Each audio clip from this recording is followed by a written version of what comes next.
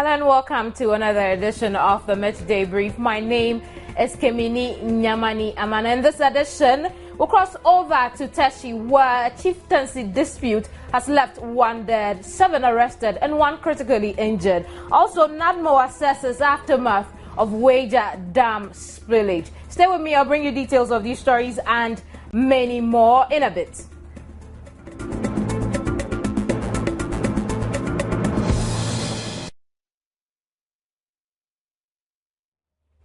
Now, so some angry youth at Teshie in Accra are believed to have been sponsored by a rival faction in a chieftaincy dispute this morning besieged the King David Preparatory School, threatening to burn down the building. The mob asked both pupils and teachers to vacate the premises, which is said to belong to the other faction in the dispute. Now, the police was on hand to manage the situation, while personnel from the fire service were on standby in case the irate youth carry out their threat of torching the structure. Now, parents also besieged the school to take their wards to safety. Now, the children looked visibly shaken by the happenings around them. And here are some interviews my colleague Emmanuel Ante had with residents and parents in the area earlier today.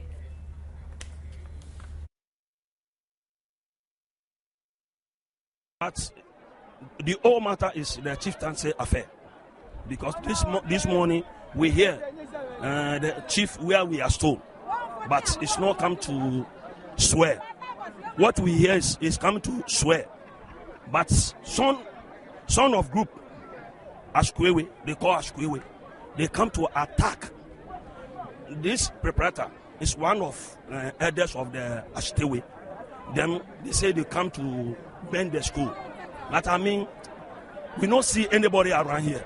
But where they hear the rumors, but we don't see anybody here.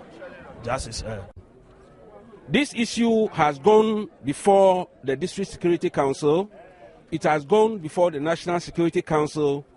And all the parties have been advised that in the interest of peace and security, this thing should be held on until the situation improved. Actually, the person that they wanted to install is not from Teshie, it's from Nungwa by heritage.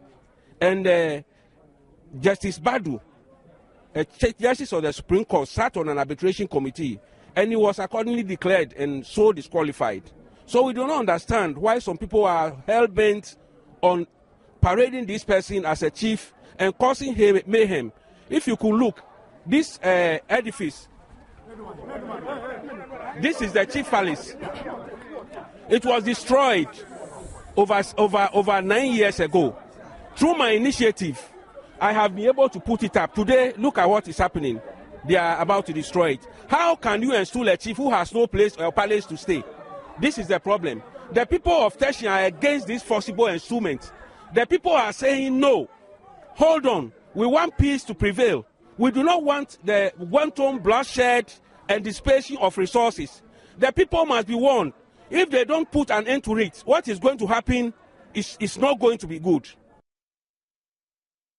David School. We to our kids are here. That's why we are rushing in to come and rescue them. But have you been able to see your kid? No. But the police is also giving an announcement. So why are you still standing? We are still suggest that they are still in the room. Yeah, I'm here because I heard a rumor that they are coming to burn down this school. So we all rush here to pick our children from the school before anything bad happens. Yeah. Have you seen your kid yet? No, not yet. Not yet. Find out what will be here. Big be here when you might be shaka, Akameya, position on Abaluami. How time in your work? I mean, no combadia. Oh, Kaja Tomo Ingbatwa Medipauka Farming. The million. From Naga Waka, be few by Mamma near Baker Business. I'm a coming by school. I'm going to fair in the back. One can be a BNS and what was a BNS, what for BI. And your beer in your battle, Moniana Matemu. Fabi and then I'm a beer, and if I share a Baraka be a Samina, Konica means a few, a Kolim family will be. Or Bemino and your beer Lolo. Now, one what beer, I can't walk or be a hackle. What will be an Aka, no, Kaja, mammy, a woman, here. Monica le police le meni e prada je Teshie yo ne e gwa nje na fe ni ne ba no gbe tutu chule na ma fe ni Teshie na gride ba Teshie aja me gba straight aja me gbo chu ko ta te after we fete me tell you what na that's aja fete no me tutu chule na Monica le mi afo su ko ni ana na bla me tutu chule na ni ne ba Teshie ni aga shi ga Teshie fe we Teshie bi so afi sigbo ba afuto ni ne ba no ni tutu ba ni ga na Monica le mi afo su da bile no ni eje de ba da ni no ge ba da la gbe bi le ba school ehun na to asa na gbe ame ni ba le ga ona aga gbe mi abidi at school na me ko jele mi oh yeah don't all that he's trying to say is that there are the fight going on in Teshie here has brought a lot of misunderstanding, and their properties and lives are being lost, and their properties are being destroyed, and so they are asking the police to ask questions about the people they have arrested. They should ask them questions as to where they are coming from, because they believe those people are not coming from Teshie here, and they are coming from other places before getting to this place. I have here another mother who's also not seen the kid yet. Let's talk to her.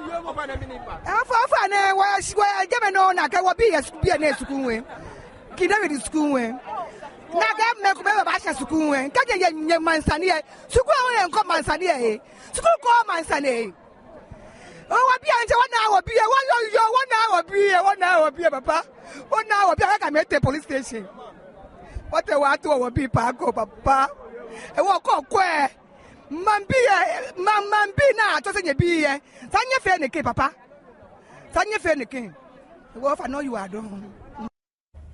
Well, so Joy News is still on the ground, and so what we're going to do now is cross over live to the area where the confusion is said to have happened earlier this morning. People are still gathered at the venue, King David Preparatory School. But my colleague Emmanuel Ante is joining us from there to give us an update on the situation. Hello, Emmanuel. Hello, Kamini. Right, and so what more can you tell us? What new updates can you give us? Well, currently the DCOP is here, the regional commander is here, and he's trying to get information. He spoke to us, the media, just a few minutes ago, and he was very unhappy about the situation, because he said apparently the one who started with the whole commotion, they have gone to court to seek for redress on the injunction placed on any activity going on in Teshie here. And this group went to the court to turn over the how do you call it? So it's like he's saying that it's about time people start respecting the law and start respecting what the police do. They envisaged this might happen, and that was the reason why they went to the court to seek for injunction on any activity going on in Teshie here. But it seems two of the parties have agreed, and two of the parties are okay with it. I spoke to some of them when they have agreed to the directive. But one party is still not agreeing to the whole situation here, and that is what has brought about this issue. And they went to Jamestown to get some people here to come and then help them install their own streets. That's the third party. Right. But that didn't materialize, and this brought about the commotion. And one person has lost life. Four of them are in the police gate, and the fifth person is also in hospital fighting for his life. Right. Now let's talk about the children. We understand that some of these children were taken to the police station. If you know anything at all, what can you tell us about these children at the police station and perhaps your parents? Well, at the moment, all the kids at the police station have been giving out to their mothers, their parents. But apparently, some of the parents have still not seen their kids, their wards, and they've been asked by the proprietor of the school to hold on a bit, because they believe that those kids went with their friends when the whole commotion started. Ran away. Some of them took off without the teacher's knowledge, because when we were getting there, some of the kids were crossing the road without even looking whether there's a car coming or not, all because they were afraid. They panicked. And so they believe that some of them, they are all intact. Just a few of them have not been seen yet. So they believe they are all around, and so they should wait a while. The case will come out. So that's the situation on the ground at the moment. Now, this person who is believed to have died, or this person who is reported to have died, Have they identified him? Yes, he's one of the guys that were brought from Jamestown to come and fight to come and help secure the third party who was trying to install his chief. So, and they gave the information that a certain me in Teshie, that's somebody from the third party, who contracted them to come and then secure the place for him to be able to install their own chief. And so the police are still on the investigations to see how best they can arrest the issue. Right. And has the member of parliament for the area spoken on this? Well, she hasn't, and I've still not seen her yet. As I'm speaking to you now, I am at the grounds where the whole incident started, and yes, I've not seen her here. The commander, divisional commander, is also here, but I've not seen her. I'm not even aware whether she knows what is going on here. I don't know whether she's been informed as to what is going on here. Absolutely. But I've not seen her. I've not seen any opinion leader here, with the exception of the first and second party who are involved in this particular issue. They are the only people here. Apart from that, there's no other person. Right. Thank you very much, Ima. I would definitely get back to you for some more updates. But let's move on with the news. You're still watching the Midday Brief, and the National Disaster Management Organization is soaring Weija to assess the damage, crossing over to speak to the National Coordinator of NADMO, Kofi Potof. He's joining us by telephone. Hello, sir. Hello. So what can you tell us about the situation now after the spillage? Thank you very much. And, we have been at the dam site at the reading from the threat to the dam, the lake water, which 6 was with two of the steel 6 inches.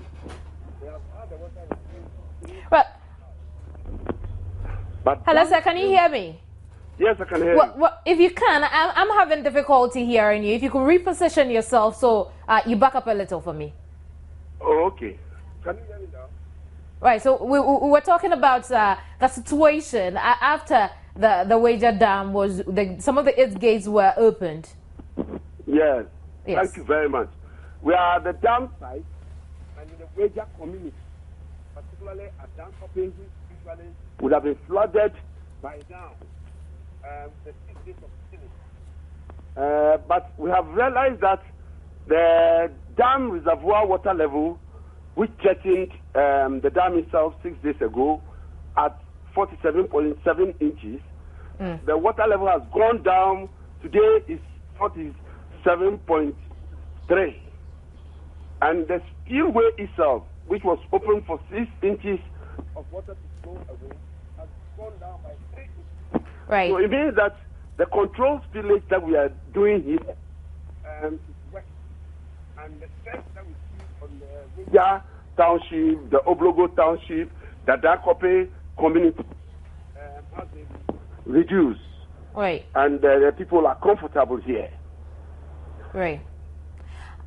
And now, from your assessment, I'm not sure I got every import every import of the message you said right now. But from your assessment, the situation is fine for those who are living in the area. Yes. Stress to those who are living there. Areas that otherwise would have been flooded by now are all safe. I mean, the water is flowing quietly, and there's no cause for alarm. There's no cause for alarm. And I am saying that it is because NADMO has taken measures to reduce the risk. We have identified the risk that the communities, and we've done a lot of dredging in support of the municipal.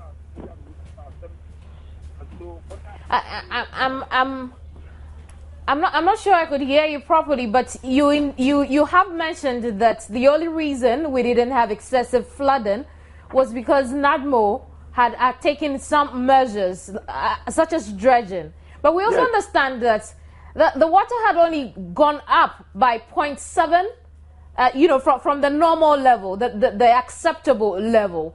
And so in the event where it goes beyond, would the dredging NADMO has taken curtail any sort of flooding at all? Yes, the engineers assure us that the level of dredging we are doing, right from Weija here to the Densu Delta, a stretch of about 12 miles that we are dredging, will definitely reduce the threat of flooding. And the incidence of flooding may not occur at all this year. Unless Accra itself, Weija itself, receives so much of the rain. But if it's a rainfall that is coming from the Densu catchment area in the Tiwa Mountains, for now we are safe. And we are hoping that we will succeed this year in not having much flooding around the dam area, Weija to the Weija Junction. It's those who live downstream in the estuary who still will face some threats. Right. Now, but these people live on waterways. They have put up structures on waterways. Now, this dredging and all the measures you have mentioned make it seem as though it's okay for these people to be in the waterways. And so what exactly does NADMO make of the demolition exercise that was proposed? Well, after the demolition is essential, it's necessary. For now, it's necessary for those at the estuary, because we're just trying to reduce the risk that they face. But if there's so much water, they still will have to be flooded. And there's a need for the Ministerial Assembly to control the development there. NADMO doesn't have that power, to go and demolish. It's the Ministerial Assembly. And that's why the Ministerial Chief Executive and we are doing this tour together. Right. Thank you very much. Kofi Potofi is National Coordinator of the National Disaster Management Organization. Let's move on to some other stories. And the Member of Parliament for Ifutu in the Central Region, Alex Afenyo Markin, has told Joy News he is opposed to RLG's offer to build boreholes in their constituencies for free. And in a letter addressed to the Clerk of Parliament, the ICT and Electronics Company proposed to construct boreholes in each of the 275 constituencies here in the country. Now, the letter was signed by the Executive Director of the company, Prosper Harrison-Ado, and dated June 10, 2013. A memo from the Clerk of Parliament, Emmanuel Ayimadu, further directed MPs interested in the project to fill a form indicating the town they want the borehole located. But Afenyo Markin is urging his colleagues to reject the offer. The NDC Greater Accra Regional Chairman Ade Koka and member of the NPP, Anthony Kabu, spoke on the issue this morning on the AM show. It seems the impression is that he wants to assuage their feelings towards his the numerous allegations that have been made against him. Well, if he has good intention, which I think he has, like you rightly said, there's no need for him to go to the parliamentarians to ask them to. I mean, he can do it by himself. He can just go to the villages and say, look, as part of our social responsibility, we are going to do a borehole. I don't think you should have gone that far to ask MPs.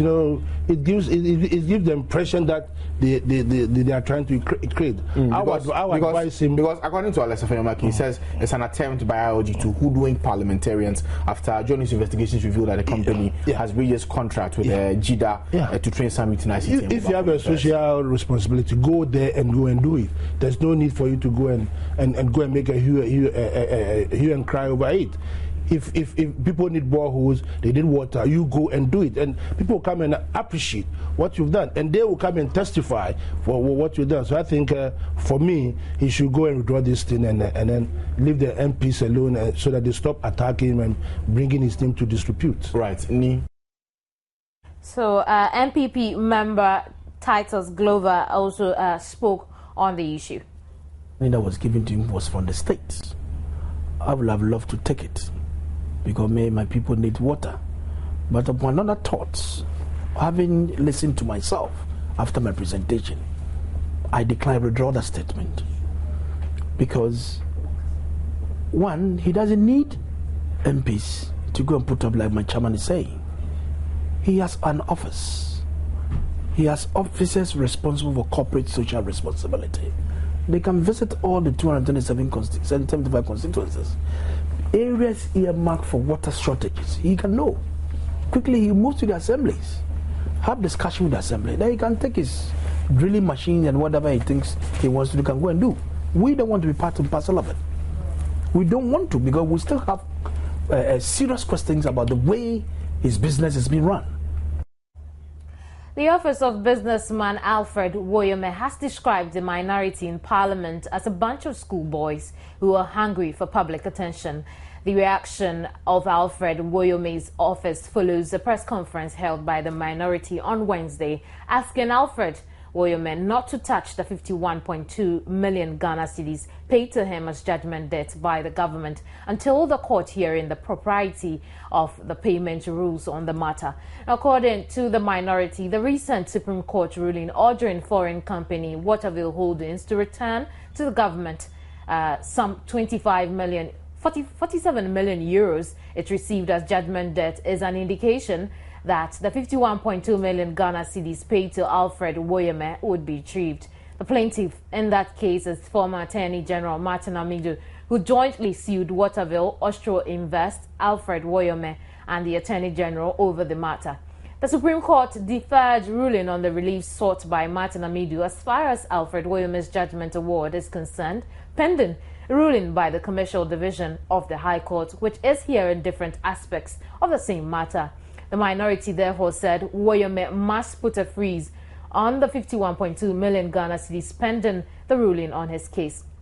Now, reacting angrily to the minority, suggesting, however, Alfred Woyome's spokesperson said Dogbe questioned the logic and legality of the minority's suggestion.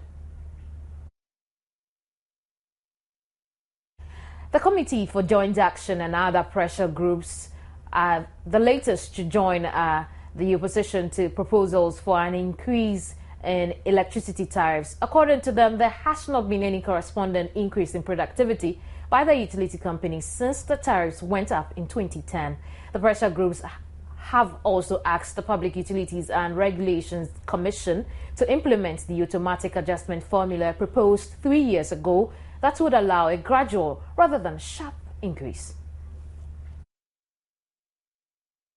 Representatives of the utility groups at the forum organized by the PURC took turns to argue why they deserve the increases. The various pressure groups, however, countered their claims. We want to take off on a long-term activity today, considering the fact that so far workers' salary has not gone up. Cost of living keeps rising by the day. Salaries of workers don't correspond that cost of living.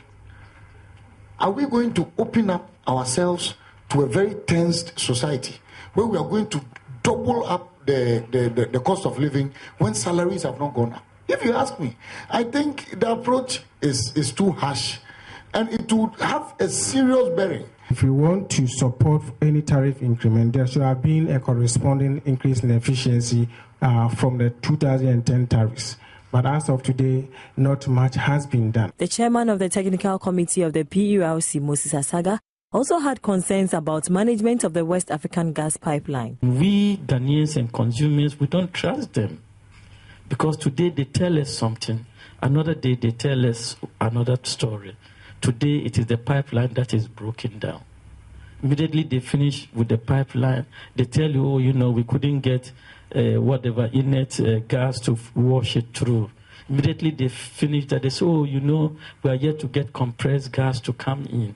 Immediately they get compressed gas, then again another ship has come to break the pipeline. We are tired with VRA.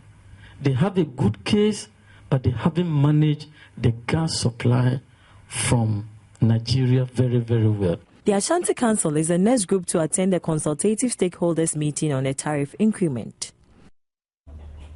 Government has been urged to proceed cautiously with a second attempt at mobilizing funds from the international capital market. Executive Director of the Center for Policy Analysis, Dr. Joe Abbey, explains though the current crisis in the financial markets could inure to the country's benefit by way of competitive interest rates, it may find itself in a quagmire if the monies are not put to good use.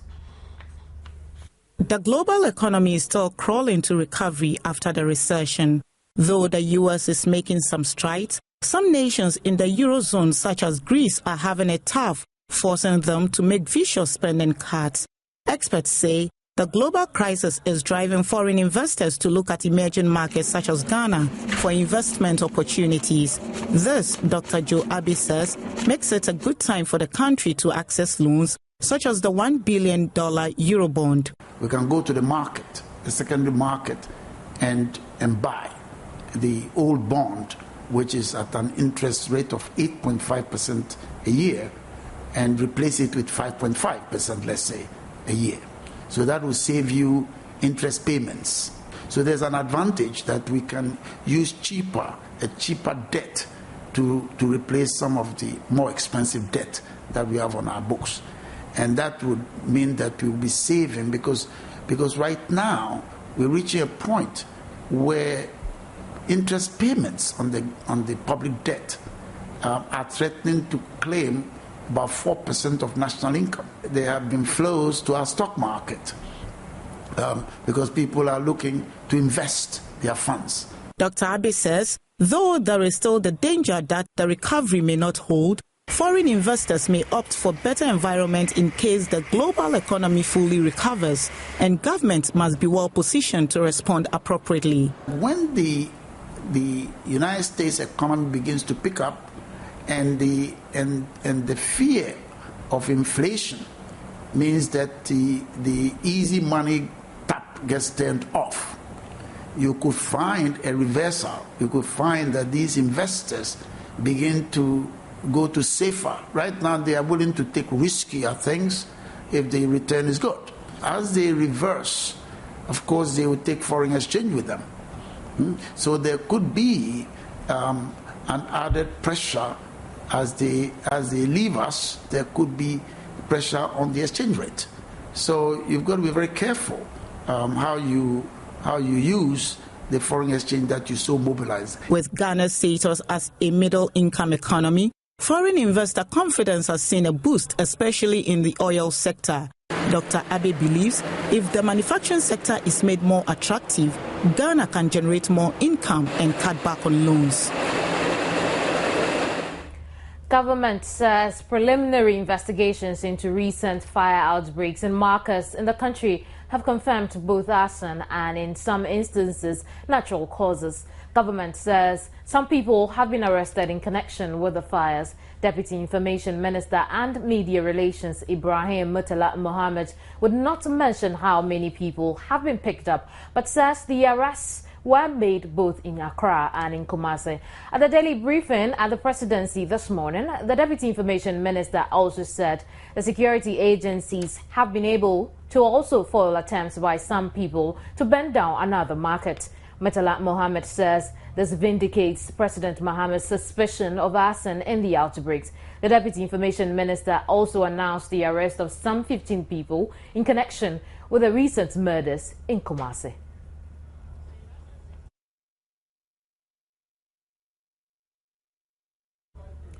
A timely intervention by some volunteers prevented what could have been the second fire outbreak at the Kumasi Central Market this morning.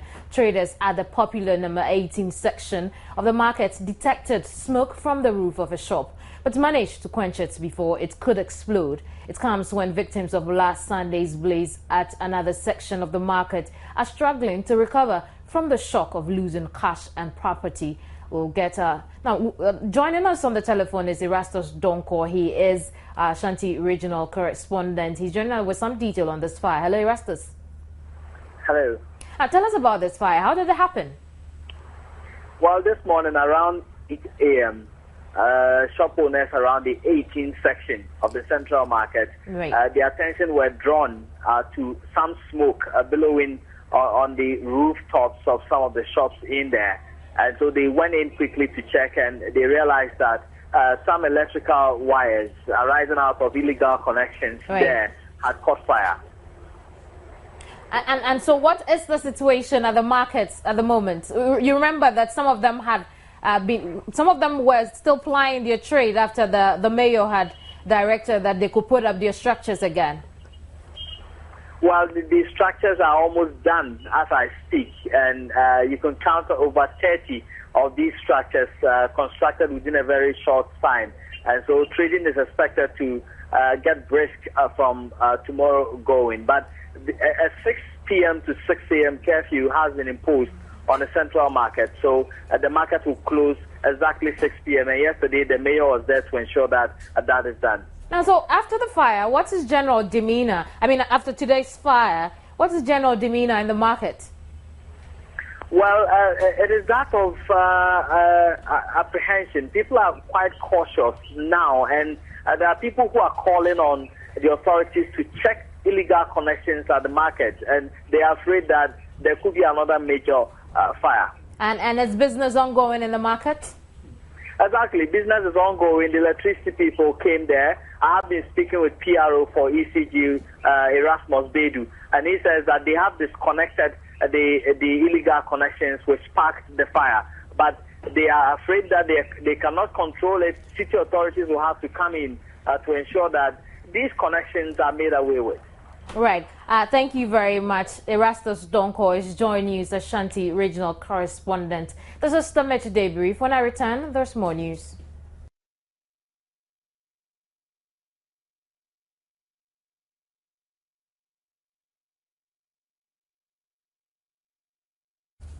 Welcome back. You're still watching the Midday Brief here on Joy News. And moving on, a genetically modified organism is an organism whose genetic material has been altered using genetic engineering techniques. Now, organisms that have been genetically modified include microorganisms such as bacteria and yeast, insects, plants, fish, and mammals. GMOs are the source of genetically modified foods and are also widely used in scientific research and to produce goods other than food. Now, today we will talk about GMO in relation to food production, and I have been joined by two gentlemen here in the studio. They seem to have a problem with GMOs, which the country is currently considering signing on to.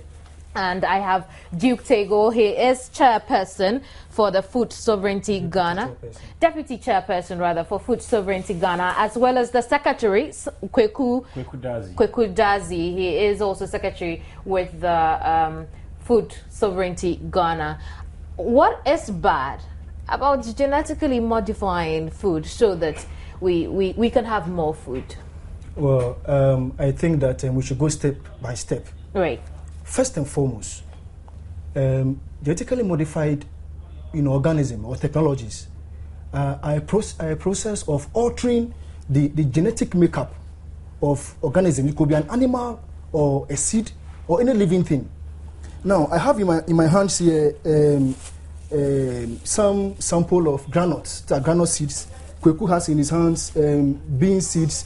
We have watermelon. Right. Now, what happens is that this seed I have in my hand is altered. You understand? This is GM seed. No, these are local seeds. These are the local ones. These are organic ones. Right. You understand? Now, we are being told that by altering the content of the seed, we're going to have a situation where there will be improved yield. You understand? And in fact, when that is also done, it's possible that we wouldn't need much agrochemicals in the process of planting or cultivation of the seed. Is that bad? This has not proven to be the case. You understand? Tell me about it. For months or almost a year, we have collected enough information on the issue of GMO from all parts of the world, especially in the US. And what is happening now is not what Monsanto, Accra, DuPont, all of them want Ghanaians to know. The issue of what we eat as a sovereign state is a crucial issue. It affects the well-being of everybody. And therefore, before we sign on to such a technology, we must have the opportunity to interrogate it. Ghanaians must have the opportunity to debate the issue. Do we want to continue with organic, cultivation of seed, or we want to go GMO? What are the reasons they are proposing? Ghanaians have not been involved in this debate, and we find that unacceptable. What we are calling for is a complete debate. We're going to have a situation where very soon, at every planting season, we will need to rely on Monsanto, DuPont to give us seeds before our farmers can plant. But we find as undermining the sovereignty of Ghana, and if care is not taken, very soon we're going to have our destiny in the hands of a few multinational companies who all they are doing is wanting to maximize profit, which will prevent this from happening. But Kweku and Duke, you'd agree with me that there are some states in the U.S. that allow GM crops to be cultivated, and they still have organic foods. Let's so speak. There are still organic foods. There is still organic farming going on in the U.S.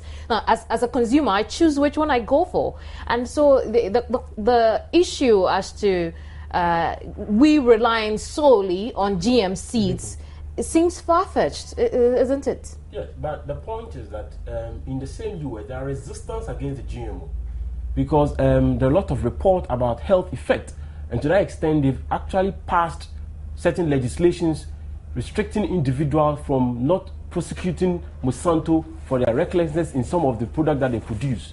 In that regard, people are actually protesting fiercely against the GMO product.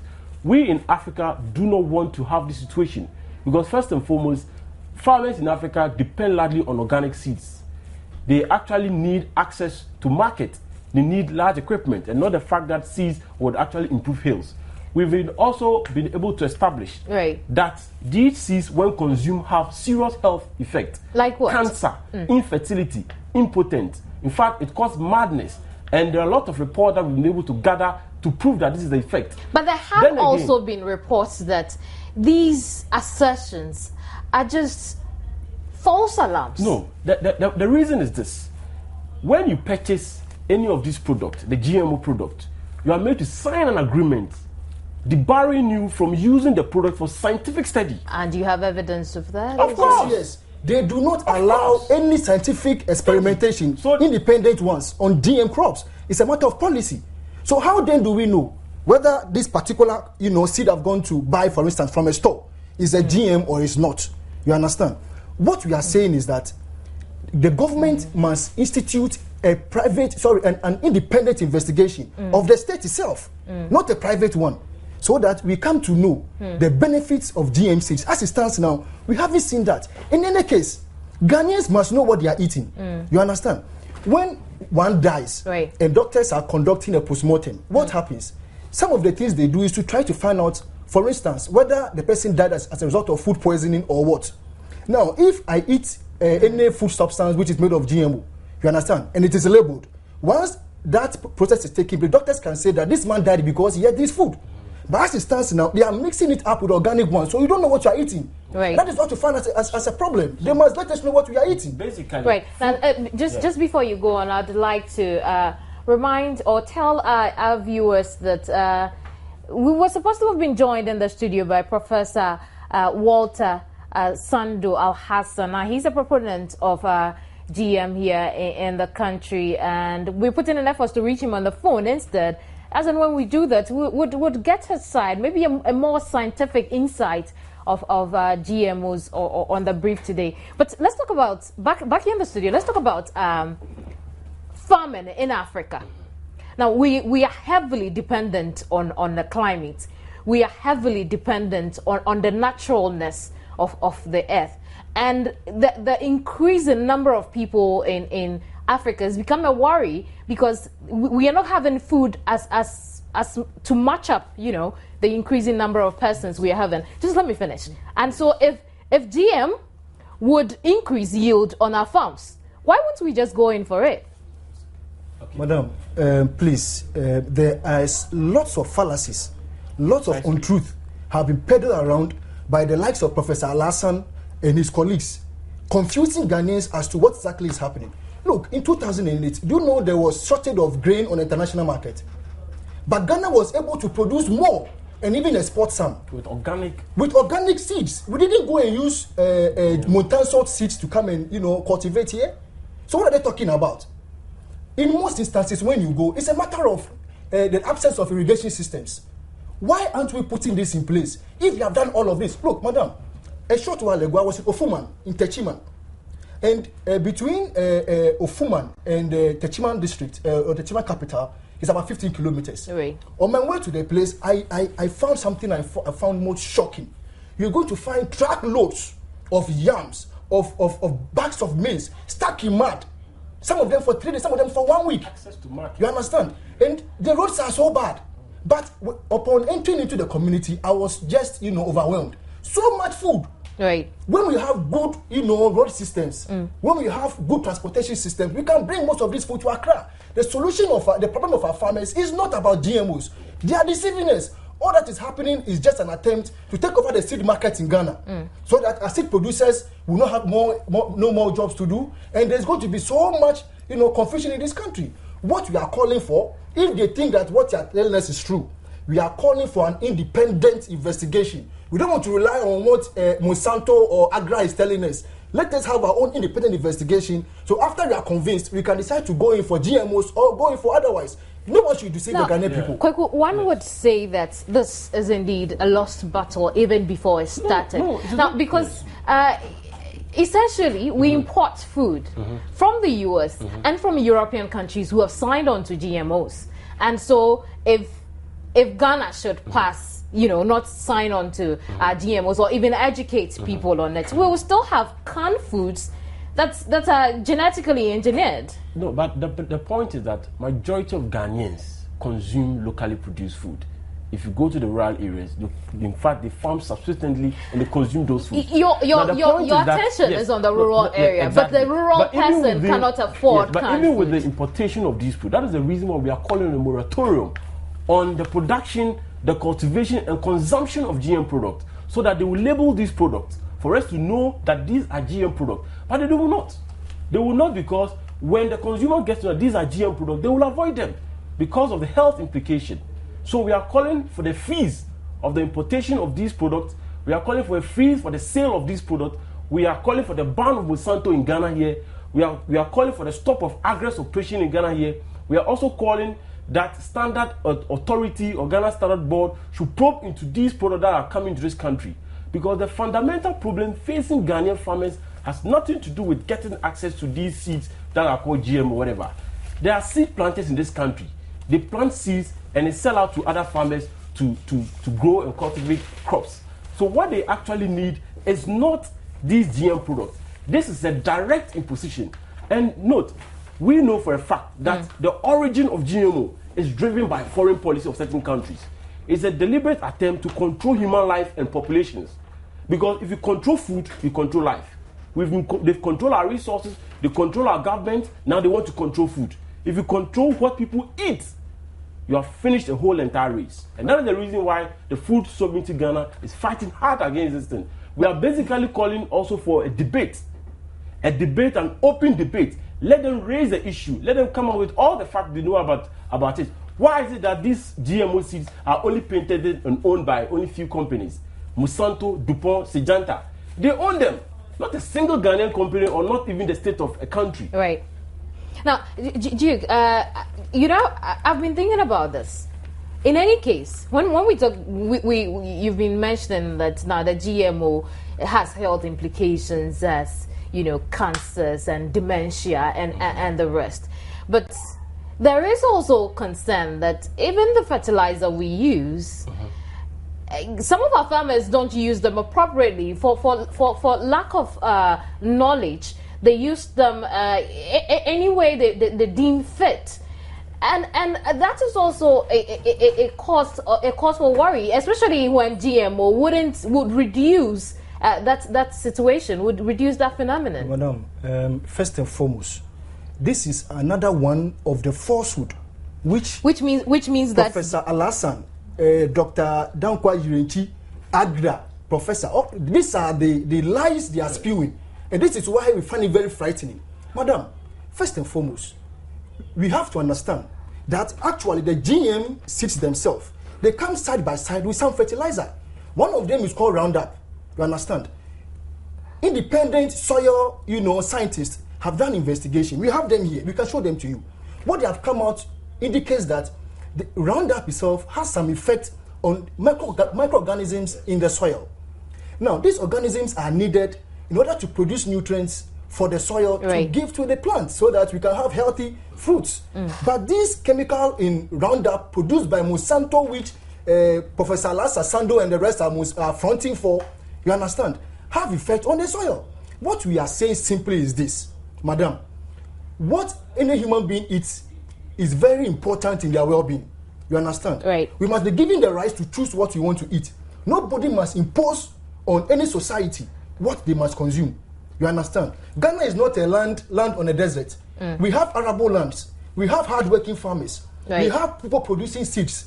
What are the reasons why they think we should go in for GM seeds? The reasons they are giving us now are not tenable. You understand? And so go to all of the clients who are fronting for Monsanto and Syngenta and all of them. They have clauses in their agreement which debars anybody from investigating even on their own seeds. So you can't even do investigations into their seeds. Only last month, a farmer in the US accidentally got some GM, crops growing on his field. And you know that when it comes to what do you call it, pollination, and through many other means, you can have sometimes seeds moving from one place to the other. For instance, if birds eat the inside of any fruit, they go and leave their disposal somewhere, which can also grow from there. I'm sure the debates can go on and on. These seeds enter into your farm, and Monsanto comes and find them on your farm. They can take you to court for using their patented seeds. The issue of patent. So they're not claiming ownership of the seeds, which is what you find very, very frightening. Why should we own seeds which humanity depends on for survival? Why? For more than 400 years. And so, gentlemen, for the sake of time, we'll end the debate here. More so, I'd just like to apologize to our viewers that Professor Sandu Al-Hassan was unable to join us. But I believe we've had an essential conversation here, and the debate will continue in our homes. Finally, please, 1 second. This is something which George Monbiot, he's a reporter at The Guardian newspaper. This is what he said. We have, in other words, been deceived. Traditional farming has been stamped out all over the world, not because it is less productive than monoculture, but because it is, in some respect, more productive. Organic cultivation has been characterized as an enemy of progress for the simple reason that it cannot be monopolized. It can be adopted by any farmer anywhere on earth without the help of multinational companies. Though it is more productive to grow several species or several varieties of crops in one field, the biotech companies must reduce diversity in order to make money. And that's where we should end, perhaps. With no choice but to purchase their most profitable seeds. This is why they have spent the last 10 years buying up seed breeding institutes, lobbying governments to do what ours has done, banning the sale of any seed which has not been officially and expensively registered and approved. This must not happen in Ghana. Thank you very much. I'm sure that's an essential wrap up for Duke. He's very passionate about GMOs here in the country. But let's move on with the news while the debate continues in our homes. Accra Mayor Alfred Vanderpoy says his retention as the Metropolitan Chief Executive of Accra only indicates that God is still in charge and recognizes the efforts of men. According to Dr. Vanderpoy, who has been renominated by the President for a second term, his achievements over the past years as mayor of the capital city are real evidence of his hard work. Dr. Vanderpoy, obviously elated by his reappointment, told Joy News he has, for instance, led in transforming the school system and also undertaking projects to improve the sanitation situation here in Accra.